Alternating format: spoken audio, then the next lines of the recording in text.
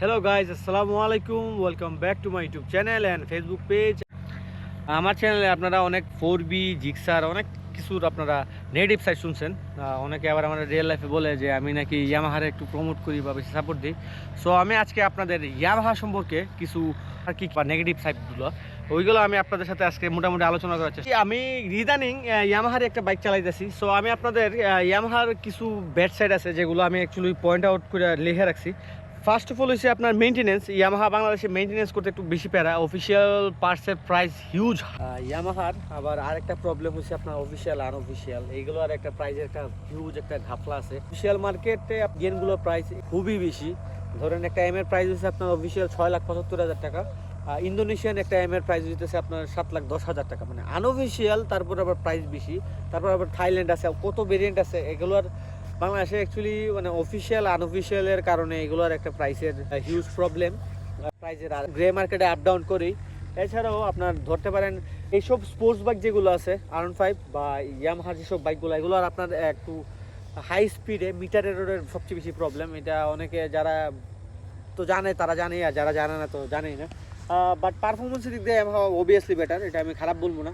Performance দিক দিয়ে better, but maintenance আর প্রাইসটা একটু আমাদের দেশের তুলনায় অনেক বেশি হয়ে যায়। আপনার ভার্সন 3 সবচেয়ে কমফোর্টেবল বাইক, যেটা ফ্যামিলি বাইক। আসলে এটা কমফোর্টেবল, আমি জানি এটা ভালো একটা বাইক, কমফোর্টেবল। বাট এটার প্রবলেম হয়েছে কি, এটা অনেক এরর আছে, অনেক ট্যাঙ্ক প্যাড ফাইটা যায়, তারপর আপনার অনেক প্রবলেম হয়। আমার ভার্সন 2 আর ভার্সন 3 FZ X এগুলোতে আছে হাঁপানি মার্কা বাইক, যেগুলো আপনার ওভারটেক করার সময় অবস্থা খারাপ হয়ে যায়। এছাড়াও ভালো সাইড যদি বলেন, আমার R15 one of the most famous bike বাংলাদেশের। R15, তারপর R15M, V4 এগুলো যে সেগমেন্টগুলো আছে, মানে স্পোর্টস সেগমেন্টগুলো। এরপর MT15, তারপর MT15 ভার্সন 1, 2 ইন্ডিয়ান, তারপর MT15 BS 6, 7, এখন অনেক কিছু এসে পড়ছে। এগুলো অ্যাকচুয়ালি বেস্ট বাইক, বাট প্রাইসটা একটু অনেক বেশি। আনঅফিসিয়ালগুলো বেশি আর অফিসিয়ালগুলো বেশি। অফিসিয়ালগুলো তো হাতের ছোঁয়ার বাইরে ইন্ডিয়ান বাইক, মানে বাইকের প্রাইসগুলো।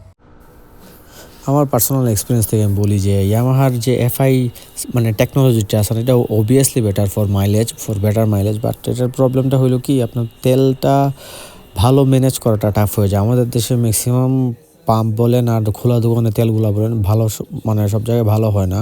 হিউজ প্রাইস, বেশি না বলি আবার বেশি পাবলিক আবার বলবো যে আজকে ইয়ামাহার উপর আমি বেশি বলে ফেলছি।